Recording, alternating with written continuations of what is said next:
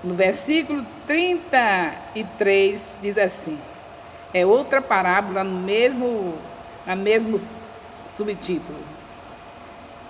Outra parábola lhes disse, o reino dos céus é semelhante ao fermento que uma mulher toma e introduz em uma mesma medida, em 3 medidas de farinha, até que tudo esteja levedado.